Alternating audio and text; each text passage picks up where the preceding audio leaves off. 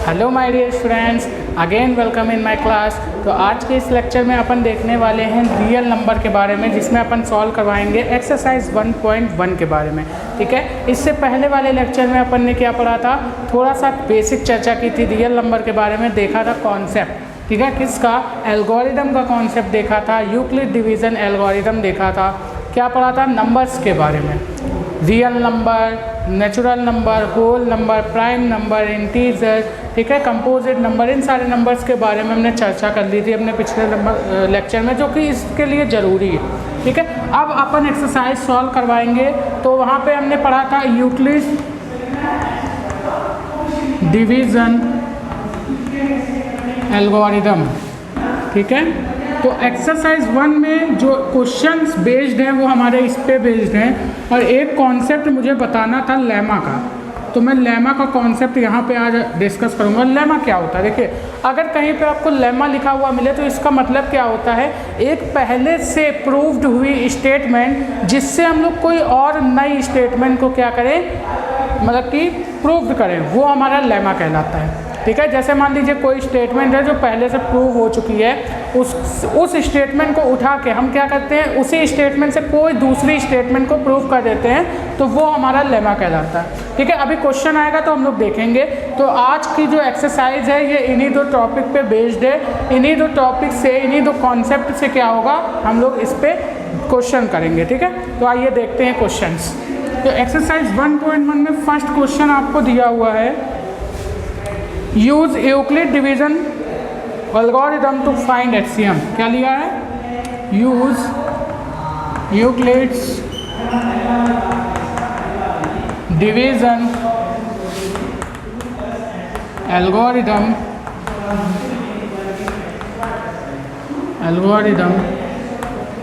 To find HCF।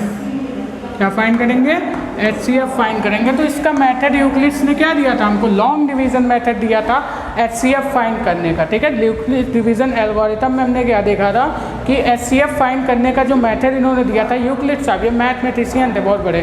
ठीक है, इन्होंने क्या किया था, HCF निकालने का लॉन्ग डिवीज़न मेथड दिया था, जो हम लोग अपने पिछले लेक्चर में सीख चुके हैं। तो आज इस पर बेस्ड क्वेश्चन करते हैं। तो फर्स्ट क्वेश्चन आपको क्या दिया है, देखते हैं, मैं यहाँ पे लिख रहा हूँ। फर्स्ट क्वेश्चन दिया है 135 एंड 225। ठीक है, सेकंड क्वेश्चन आपको दिया हुआ है 196 एंड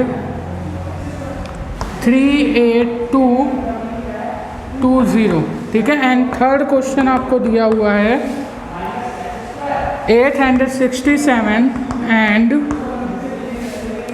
255।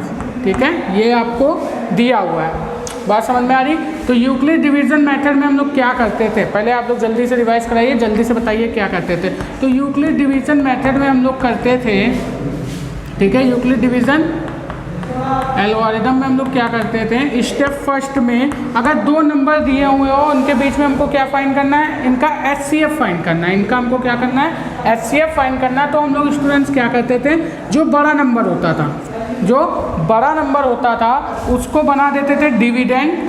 ठीक है, और जो छोटा नंबर होता था उसको बनाते थे डिवाइज़र, और डिवाइड करते थे। क्या करते थे, डिवाइड करते थे। डिवाइड करने पर, ठीक है, अगर रिमाइंडर बच जाता था तो हम लोग क्या करते थे, डिवीज़र को उठाते थे। ठीक है, और उसको डिवाइड करते थे।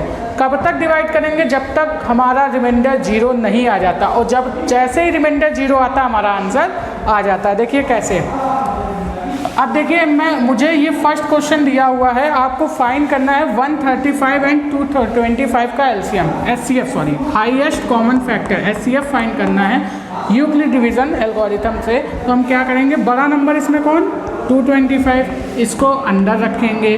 ठीक है, और जो छोटा नंबर 135 इसको बाहर रखेंगे। तो जो अंदर होता है इसको बोलते हैं डिविडेंड, हमने अपने पिछले लेक्चर में बताया हुआ है, इसको क्या बोलते हैं, डिविडेंड, इसको बोलते हैं डिवीज़र। ठीक है, और यहाँ पे क्वेश्चन आता है, नीचे होता है रिमाइंडर, और मैंने बताया था कि जो रिमाइंडर होता है वो हमेशा और हमेशा डिवाइज़र से छोटा आता है। तो यहाँ पे देखिए 135 आया, यहाँ पे कितना है 135, यहाँ पे है 225। अब यहाँ पे अगर मैं टेबल पढ़ूंगा तो ये कितनी बार में जाएगा, 1 बार में जाएगा, 1 बार में जाएगा ना, क्योंकि अगर मैं देखो 135 इंटू 2 करूँगा तो ये जाएगा 270, 270 225 से क्या है बड़ा है, तो हमको क्या करेंगे इसको एक बार में लेके जाएंगे, एक बार में लेके जाएंगे तो यहाँ आएगा 0, यहाँ आएगा 9 और यहाँ पे क्या हो जाएगा पूरा चला जाएगा। अब यहाँ बच गया हमारा 90। अब हमने कहा था रिमाइंडर यहाँ पे क्या हो जाना चाहिए, 0 हो जाना चाहिए। अगर यहाँ पे रिमाइंडर 0 हो जाता तो इसके पहले वाला जो डिवाइज़र है यही हमारा क्या हो जाता, आंसर हो जाता। लेकिन यहाँ पे रिमाइंडर 0 नहीं आया, तो अगर रिमाइंडर 0 नहीं आता है तो हम क्या करते हैं, ये जिस डिवाइज़र से हमने डिविडेंड को डिवाइड किया है पहले वाले डिवाइज़र को, उसको क्या कर देते हैं, जो रिमाइंडर होता है उससे डिवाइड कर देते हैं। अगर आपको याद रखना तो कैसे याद रखेंगे, भैया तुमने गलती कर दी है, थोड़ी सी गलती क्या की है कि तुमने इसको पूरी तरीके से डिवाइड नहीं किया है। अब अगर तुमने इसको पूरी तरीके से नहीं डिवाइड किया है तब हम क्या करेंगे, अब तुम्हारी गलती है तो तुम ही इसको झिलाओगे, तुम ही हमको आंसर दोगे। तो इसने क्या किया, जो रिमाइंडर बचता है ये इसी को डिवाइड कर देता है। बात समझ में? तो कहा तुमने अगर इसको पूरा नहीं डिवाइड किया तो हम तुमको उठा के डिवाइड कर रहे हैं, तुम ही आंसर दोगे। ठीक है, तो क्या किया भैया, हमने क्या किया, ये वाला डिवाइज़र उठा के रिमाइंडर से डिवाइड किया। जब रिमाइंडर से डिवाइड किया तो कितनी बार में जाएगा ये, अब यहाँ पे देखेंगे 19 की टेबल में 125 कितनी बार में आता है 90 की टेबल में। तो यहाँ से देखिए 90 का अगर 2 बार करेंगे तो 180 हो जाएगा। अब ये कितनी बार में जाएगा, एक बार में जाएगा। अब फिर से हम लोग लिखेंगे यहाँ पे 90, यहाँ पे हो जाएगा तुम्हारा 5 और यहाँ पे 13 में से 9 जाएगा, कितना बचेगा 4 बचेगा। अब भी तुम्हारा रिमाइंडर बच गया। अब फिर से क्या होगा, अगर रिमाइंडर बचा तो किसने गलती की, अब 90 ने फिर गलती कर दी, इसको डिवाइड नहीं किया। अब ये जो रिमाइंडर बचा है ये इसको क्या करेगा, डिवाइड करेगा। तो जब 45 से डिवाइड करेंगे 90 को तो ये 2 बार में डिवाइड हो जाएगा और रिमाइंडर क्या आ जाएगा 0। जैसे ही रिमाइंडर 0 आया आपका आंसर आ गया। 0 रिमाइंडर से पहले वाला जो डिवाइज़र होगा वही आपका आंसर होगा। तो अगर मैं बात करूं HCF ऑफ 135 एंड 225 तो हम लोग यहाँ पे क्या लिखेंगे, hence HCF of 135 and 225 is 45। ठीक है, इसका HCF क्या आएगा 45 आएगा। यही था हमारा यूक्लिड डिवीज़न एल्गोरिदम, यही मेथड था HCF फाइंड करने का जो लॉन्ग डिवीज़न मेथड कहलाता है। ठीक है, समझ में आया, जल्दी से नोट करिए इसको, फिर पढ़ते हैं दूसरा क्वेश्चन। ठीक है, वीडियो को पॉज करके नोट करिए, फिर हम लोग अभी देख लेते हैं फटाक से दूसरा क्वेश्चन। और इसमें 3 क्वेश्चन दिए होंगे भैया, 2 क्वेश्चन मैं करवा दूंगा, आपको एक करना पड़ेगा। भैया हमको भी पता चले, जब आप लोग क्वेश्चन सॉल्व करोगे, जब आप मिलोगे हम मिलेंगे तभी तो अच्छे से सॉल्व होगा ना क्वेश्चन। हम आपको कॉन्सेप्ट बताएंगे, आप क्वेश्चन सॉल्व करोगे तभी तो बात बनेगी, तभी तो आपको मज़ा आएगा ना। इस वजह से मैं बोल रहा हूँ, कुछ क्वेश्चन मैं करता हूँ, कुछ क्वेश्चन आप करोगे तभी कॉन्सेप्ट क्लियर होगा। अगर मैं सारे कर दूंगा, मुझे तो सारे आते हैं, मैं तो कर दूंगा। ठीक है, लेकिन जब आप उस चीज़ को देखोगे, ठीक है, देखने से उतना चीज़ें नहीं आती, जब आप लोग हैंड राइट से रिटन करते हो, अपना दिमाग लगाते हो, तब समझ में आता। कॉन्सेप्ट तो आपको आ गया, कॉन्सेप्ट मैंने सिखा दिया, आपको आ गया। ठीक है, लेकिन अब यहाँ पे मैं सेकंड क्वेश्चन बताऊंगा, फिर थर्ड क्वेश्चन जब आप लोग खुद करोगे ना तो वो हमेशा के लिए आपके दिमाग में बैठ जाएगा। तो स्टूडेंट्स यहाँ पे देख लेते हैं हम लोग सेकंड क्वेश्चन। ठीक है, सेकंड क्वेश्चन क्या बोल रहा है, 196 डिवाइड बाय क्या करना है हमको, 88, ठीक है 220, यही तो लिखा हुआ है। कितना है, नहीं सॉरी, ये है आपका कितना है 38220 है। ठीक है, ये क्वेश्चन आपको दिया हुआ है। अब देखिए यहाँ पे बड़ा नंबर कौन है, ये, तो इसको मैंने क्या रखा है, डिविडेंड बना दिया। ये नंबर क्या है 196, छोटा नंबर है तो इसको मैंने क्या बना दिया, डिवाइज़र बना दिया। अब डिवाइज़र से क्या करेंगे, डिविडेंड को डिवाइड करेंगे। अब यहाँ पे देखेंगे ये कितनी बार में जाएगा। अब इतना बड़ा नंबर है भाई, टेबल कैसे पढ़ें, तो हम क्या करेंगे, ये सारे नंबर भूल जाएंगे, हम देखेंगे आगे वाला नंबर। अब पहले 19 को देखेंगे तो 19 की टेबल में 38 आता है 2 बार में, लेकिन अगर यहाँ से 6 6 करेंगे तो यहाँ पे क्या हो जाएगा, ज़्यादा चला जाएगा। ठीक है, यहाँ पे अगर 2 बार में लेके जाएंगे तो ये क्या हो जाएगा 392 के समथिंग जाएगा, यानी ज़्यादा हो जाएगा। तो हम इसको 1 बार में लेके जाएंगे, तो जब यहाँ 1 बार में लेके जाएंगे तो हो जाएगा 196। अब यहाँ पे इसको क्या करेंगे हम लोग, सब्ट्रैक्ट करेंगे। जब सब्ट्रैक्ट करेंगे तो यहाँ पे कितना हो जाएगा 12 में से 6 जाएगा, 6 बचेगा। उसके बाद यहाँ पे करेंगे तो यहाँ हो जाएगा कितना 7, यहाँ जाएगा नहीं 17 हो जाएगा, और यहाँ से जब 9 जाएगा 17 में से तो 8 हो जाएगा। यहाँ से इधर कैरी लिया था ना, अब यहाँ कितना बचा 2 में से 1 गया तो 1 बचेगा। अब हम लोग क्या करते थे, अब यहाँ पे ये वाला नंबर नीचे ऐसे उतारते थे, ठीक है, ऐसे हमने नंबर नोट कर लिया, ठीक है, इस तरीके से। अब हम लोग क्या करेंगे, टेबल पढ़ेंगे, ठीक है। अब 196 बार करेंगे, तो अगर हम लोग 19 का 10 बार में पढ़ते हैं तो कितना हो जाएगा, 19 नंबर 190 हो जाएगा, यानी 190 हो जाएगा। और यहाँ पे कितना है, 186 है, यानी हम लोग 9 बार में लेके जाते हैं। तो जब 9 बार में इसको लेके जाएंगे तो कितना हो जाएगा, 9 6 54, यानी 4 5 आ जाएगा। 81 9 9 कितना होता है, 81, 81 में 5 ऐड कर देंगे, कितना हो जाएगा, 86, ठीक है। अब यहाँ से देखेंगे फिर कितना हो जाएगा, कैरी 8 आ जाएगी, फिर 9 एकम 9 17 हो जाएगा यहाँ पे, तो इतना आ गया। अब यहाँ पे क्या कर देंगे, 12 में से 4 जाएगा, कितना बचेगा, 8 बचेगा। फिर यहाँ पे 5 बच गया, 5 में से 6 जाएगा, सॉरी 15 में से 6 जाएगा, कितना बचेगा, 9 बचेगा। फिर यहाँ पे कितना हो गया, 17 17, ये पूरा 0 हो जाएगा। अब यहाँ पे हमने क्या किया, 0 फिर से ऐड कर दिया, ठीक है, 0 को क्या किया, फिर से ऐड किया। अब हम लोग यहाँ पे देखेंगे ये कितनी बार में जाएगा भाई साहब, तो अगर इसको हम लोग देखें तो ये 5 बार में जा सकता है। 5 छक्का 30, 0 आ गया, 5 9 45 और 3 48, 8 आ गया, फिर 5 एकम 5 और 4 9 आ गया। देखिए पूरा पूरा कट गया हमारा। तो जब ये पूरा पूरा कट गया यानी रिमाइंडर कितना आ गया, 0। तो हमने बोला जैसे ही रिमाइंडर 0 हुआ हमारा आंसर आ जाता है। तो रिमाइंडर जैसे ही 0 हुआ, इससे पहले वाला जो डिवाइज़र होगा यही इसका HCF होगा। तो हम बोलेंगे HCF ऑफ 196 एंड, ठीक है, 38220 इज़ 196, यही तो आएगा इसका डिवाइज़र, सॉरी इसका HCF, ठीक है। तो ये हो गया इस क्वेश्चन का आंसर। तो भैया फर्स्ट और सेकंड हमने सॉल्व कर दिया है, थर्ड आपको करना है अपने आप से सॉल्व। मैं फिर से हिंट बता दे रहा हूँ इसमें क्या करना है, लेकिन आप लोग अपने मन से करेंगे जभी तो आपको समझ में आएगा ना, ठीक है। अब देखिए कैसे करना है इसको, फिर सिंपल सा फॉर्मूला।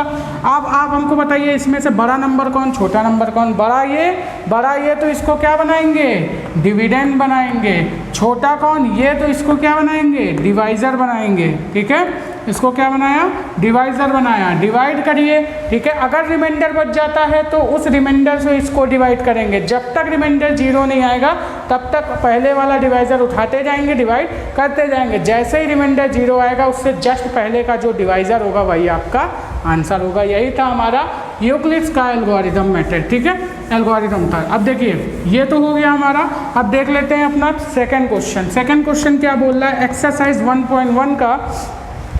अब देखिए बहुत ही इंपॉर्टेंट क्वेश्चन है, काफ़ी 90% बच्चे इस क्वेश्चन में बहुत ज़्यादा कंफ्यूज होते हैं कि ये क्या लिखा हुआ है, किस तरीके से लिखा हो। सिंपल कॉन्सेप्ट एकदम सिखाऊंगा, मज़ा आ जाएगा, ठीक है। तो ध्यान से देखिएगा। आपको सेकंड क्वेश्चन दिया है, show that any positive add और इंटीजर्स इज ऑफ द, ठीक है, is of the form of 6q + 1 और 6q + 3 और 6q + 5 where q is the some integer, ठीक है। आपको क्या दिया हुआ है, मैं क्वेश्चन यहाँ पे लिख देता हूँ, ठीक है। शो, आपको दिया हुआ है क्वेश्चन, मैं लिख दे रहा हूँ यहाँ पे, शो दैट एनी पॉजिटिव और इंटीजर, ठीक है, एनी पॉजिटिव और integer is the form of 6q + 1 and 6q + 3, comma, और लिख सकते हैं 6q + 5 where q is some integer, where q is some integer. अब यहाँ पे देखिए क्वेश्चन को समझिए, क्वेश्चन बोल क्या रहा है। आपको देखिए मैं आसान बनाने के लिए आपको बता रहा हूँ, आपको दिखाना है पॉजिटिव और इंटीजर। पॉजिटिव और इंटीजर कौन से होते हैं भाई, पॉजिटिव के नंबर जो होते हैं। अब और इसमें लग गया, पॉजिटिव इंटीजर कौन होते हैं, 1 2 3 4 5 6। अब और की बात हो गई तो 1 3 5 7 ये सारे क्या है, और नंबर हैं। तो जितने भी और नंबर पॉजिटिव में होते हैं उन्हें बोलते हैं पॉजिटिव और इंटीजर, ठीक है। तो आपको ये शो करना है कि जो पॉजिटिव इंटीजर होते हैं और इंटीजर, उनको या तो हम 6q + 1 के फॉर्म में लिख सकते हैं, या तो 6q + 3 के फॉर्म में लिख सकते हैं, या तो 6q + 5 के फॉर्म में लिख सकते हैं। ठीक है, यही चीज़ हमको बतानी है इसमें कि जो हमको जितने भी हमारे पॉजिटिव इंटीजर हैं यानी 1, 3, 7, 5 ये सारे जो नंबर हैं इनको या तो हम इस फॉर्मेट में लिख सकते हैं या तो हम इस फॉर्मेट में लिख सकते हैं या तो हम इस फॉर्मेट में लिख सकते हैं। शो करना है कैसे, अब देखिए यहाँ पे आपको अगर याद हो तो मैंने अपने पिछले लेक्चर में एक छोटा सा डिवाइड बताया था आपको। मैं क्वेश्चन रफ कर रहा हूँ, वीडियो को पॉज करके नोट कर सकते हैं या फिर आप अपनी बुक में देख सकते हैं एनसीईआरटी की। ओके, अब यहाँ पे मैंने आपको एक छोटा सा डिवाइड बताया था इस तरीके से कि अगर 2 को 7 में डिवाइड करें 2 से 7 को डिवाइड करना है तो आप क्या करते हैं 2 का टेबल 3 बार पढ़ते हैं, 6 आता है, रिमाइंडर बचता है 1। ठीक है, इस तरीके से डिवाइड हो जाता है। लेकिन यहाँ पर अगर मैं क्या करूँ, ये वाला डिविडेंड गायब कर दूँ और यहाँ पे आपको इस तरीके से दे दूँ। ठीक है, आपको क्या कर दूँ, इस तरीके से दे दूँ, ये वाला नंबर क्या कर दूँ मैं गायब। मैं बोलूँगा इस वाले नंबर को आप बताइए क्या होगा, तो आप बोलेंगे सर अगर यहाँ पर अगर मैं 2 को 3 से मल्टीप्लाई करूँगा तो यहाँ पे 6 आता है और यहाँ पे अगर रिमाइंडर 1 बचा हुआ तो मैं किस नंबर को सब्ट्रैक्ट करूँ, किस नंबर में 6 को सब्ट्रैक्ट करूँ कि हमारा रिमाइंडर 1 बचे। तो आप क्या करेंगे 6 में 1 को ऐड कर देंगे तो यहाँ से आ जाएगा 7, यानी आपने वो नंबर ढूंढ लिया।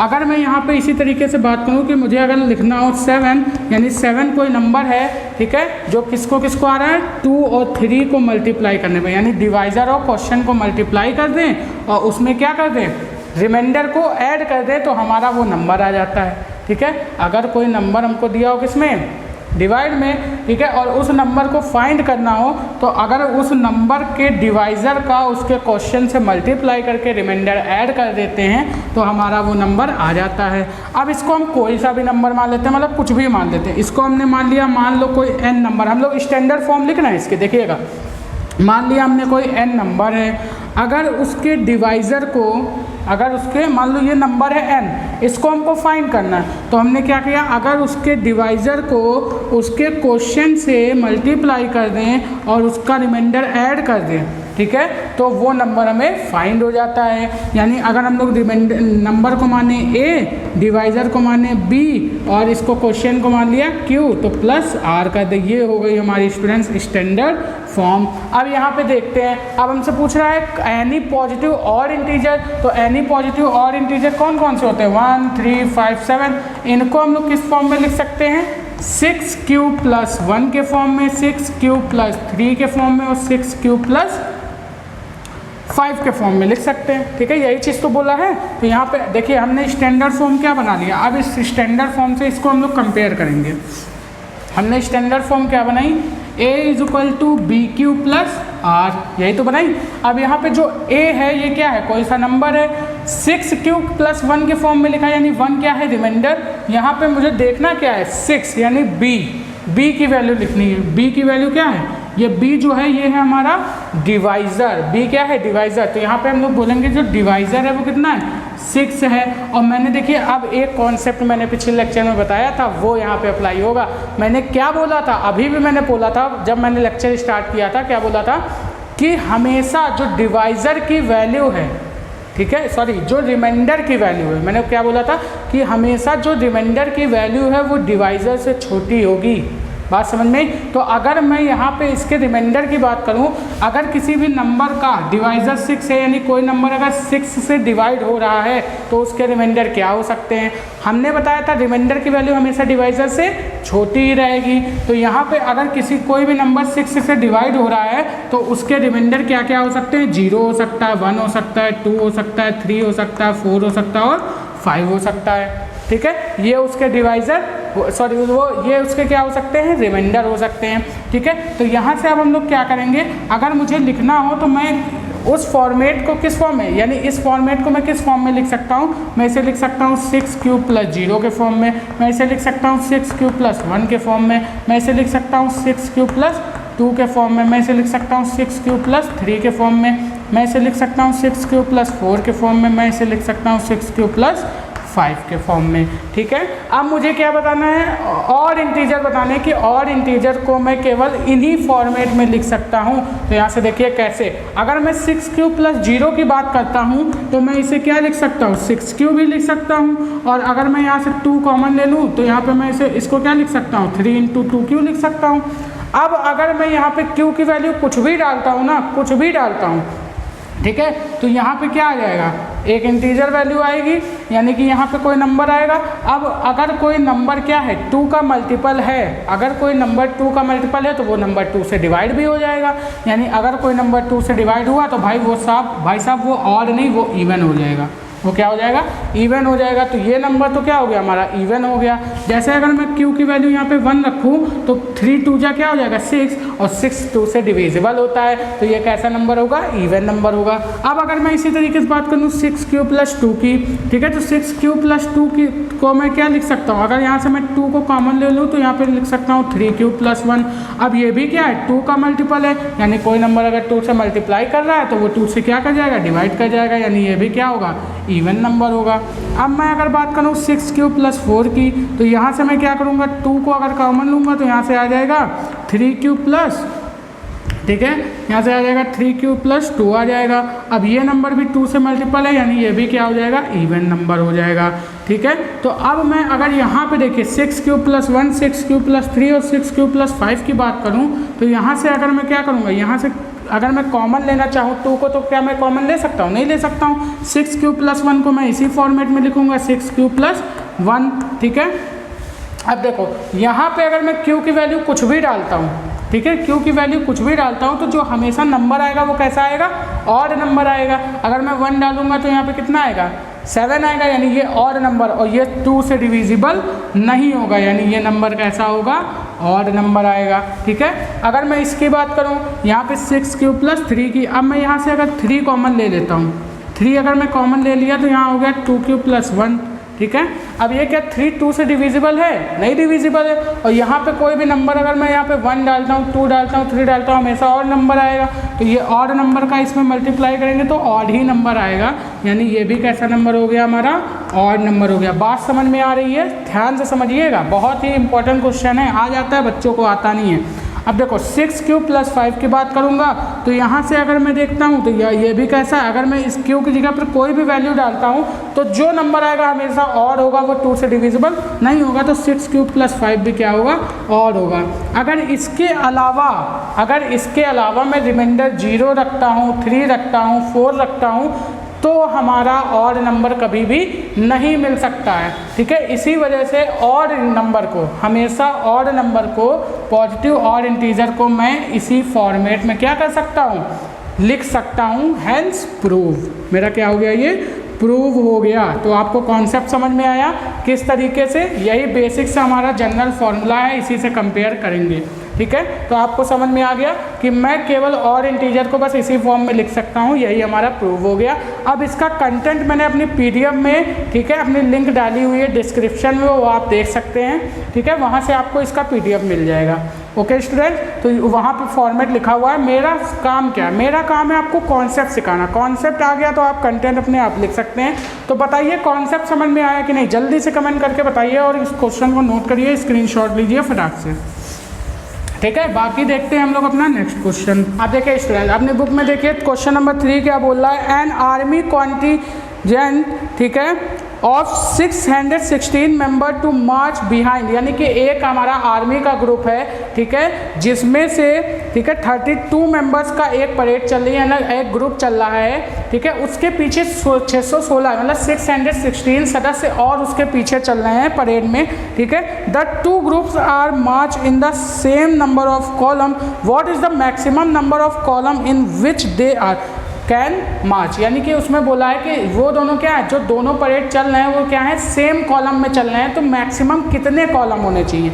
बात समझ में, मान लो ये 32 का ग्रुप चल रहा है, इसके पीछे 616 मेंबर का और ग्रुप चल रहा है, जो कि क्या है, सेम कॉलम में चल रहा है, दोनों के कॉलम क्या है, सेम है, तो मैक्सिमम कितने नंबर ऑफ कॉलम इसमें होने चाहिए ये हमसे बताया हुआ है। तो मैक्सिमम की बात की, हाईएस्ट की बात की, हाईएस्ट कितने, तो हमको याद आ रहा है हाईएस्ट से हाईएस्ट कॉमन फैक्टर, तो हम क्या करेंगे, जल्दी से इन दोनों का कॉमन फैक्टर निकालेंगे, वो भी कौन सा वाला, हाईएस्ट वाला। हमने पढ़ लिया है यूक्लिड डिवीजन मेथड, तो हम लोग क्या करेंगे, लॉन्ग डिवीजन मेथड का यूज़ करेंगे। हमको दिया हुआ है 616 एंड 32, हम दोनों क्या करेंगे, इन दोनों का HCF निकाल लेंगे, वही हमारा क्या हो जाएगा, मैक्सिमम नंबर ऑफ कॉलम हो जाएगा। बात समझ में आ रही है, जल्दी से इसका HCF निकालिए, ठीक है। HCF निकालिए कितना आएगा, इसके HCF की अगर हम लोग बात करें तो HCF हो जाएगा 32। 32 क्या है, छोटा नंबर, 32 क्या है छोटा नंबर, इसको बनाएंगे डिवाइजर, और 616 क्या है छोटा नंबर, इसको बना देंगे डिविडेंड। इसको क्या बना दिया स्टूडेंट्स हमने,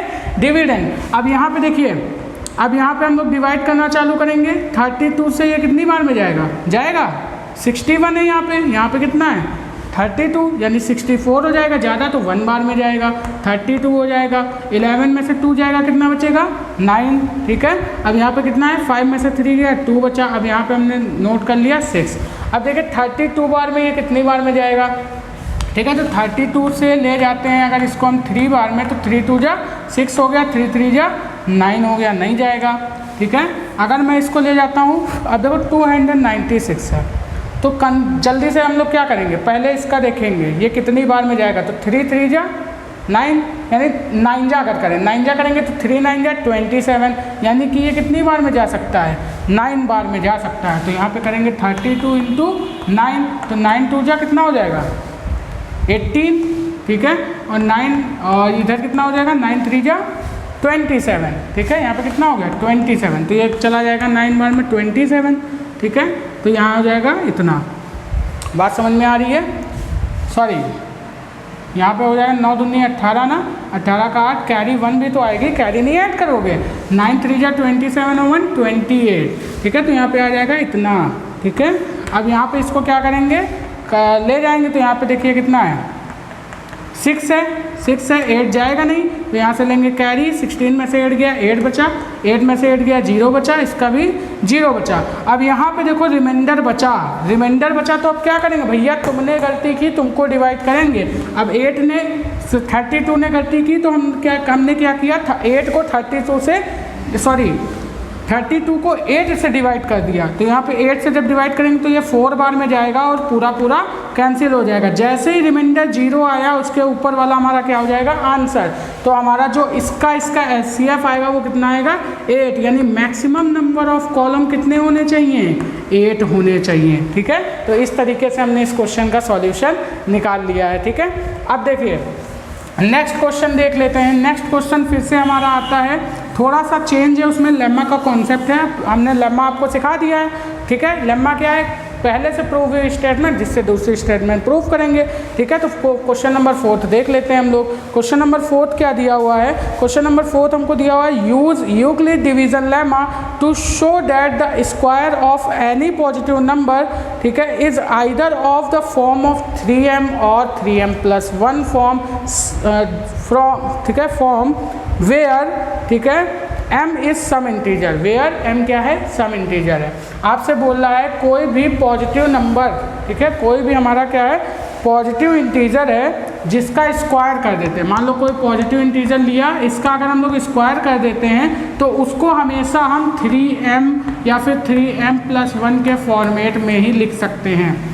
बात समझ में आई, जहाँ m उसने क्या रखा है एक इंटीजर माना है, उसने क्या माना है एक इंटीजर माना है। ये स्टेटमेंट हमको क्या करनी है प्रूफ करनी है, ठीक है। तो ये हमको क्या है पहले से ही मतलब क्या दिया हुआ है, पहले से ही हमको एक फॉर्मेट दिया हुआ है, मतलब पहले से ही हमको एक स्टेटमेंट प्रूफ दी हुई है। अब हमको क्या पता है कि इंटीजर को भैया हमने तो 3m+ मतलब जो हमारे पॉजिटिव इंटीजर्स हैं और इंटीजर उनको 3m+1 3m+2 ऐसे फॉर्म में लिख सकते हैं, ठीक है। लेकिन बोला अगर इनका स्क्वायर करते हैं तो उनको भी हम लोग क्या करते हैं 3m या 3m+1 के फॉर्म में लिखेंगे, ठीक है, जहाँ पे m क्या है पॉजिटिव इंटीजर है, ठीक है।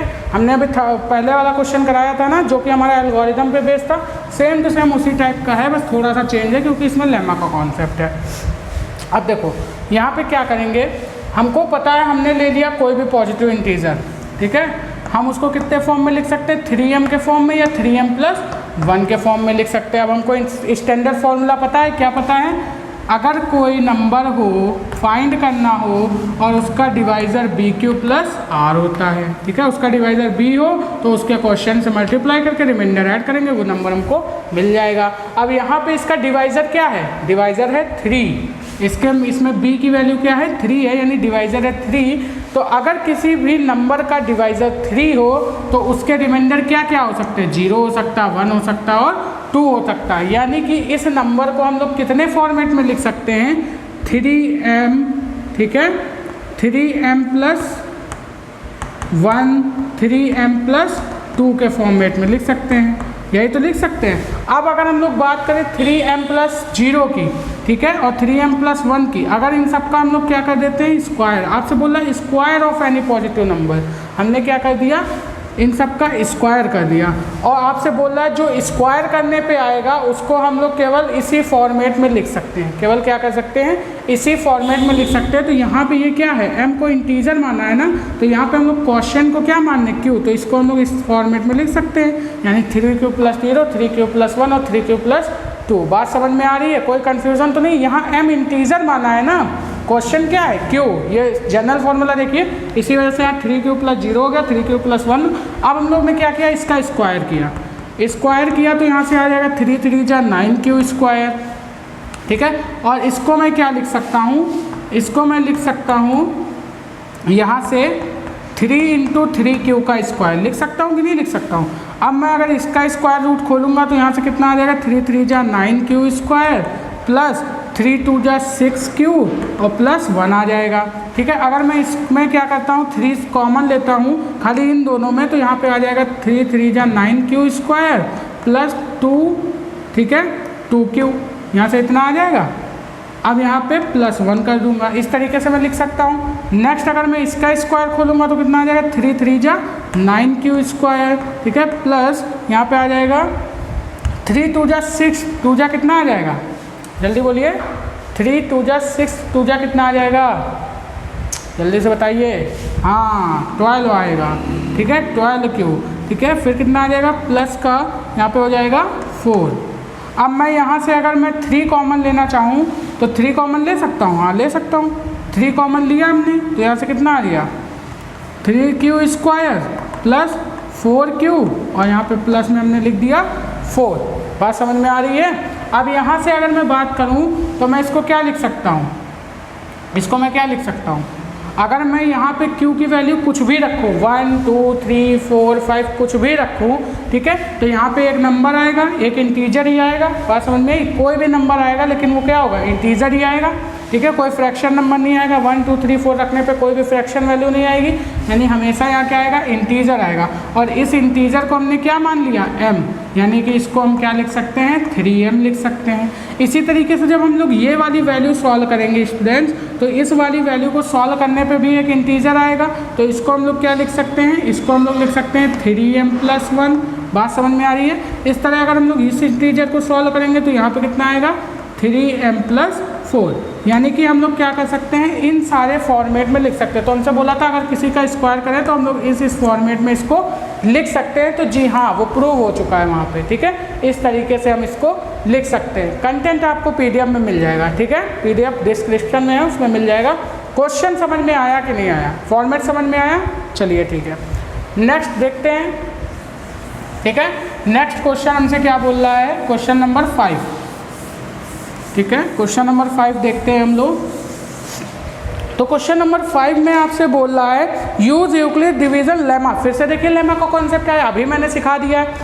To show that the cube of any positive number, ठीक है, is of the form of 9m 9m+1 और 9m+8, यानी कि अगर हम कोई भी पॉजिटिव इंटीजर लेते हैं और उसका क्यूब करते हैं तो उसको हम लोग 9m 9m+1 और 9m+8 के फॉर्म में लिख सकते हैं, ठीक है।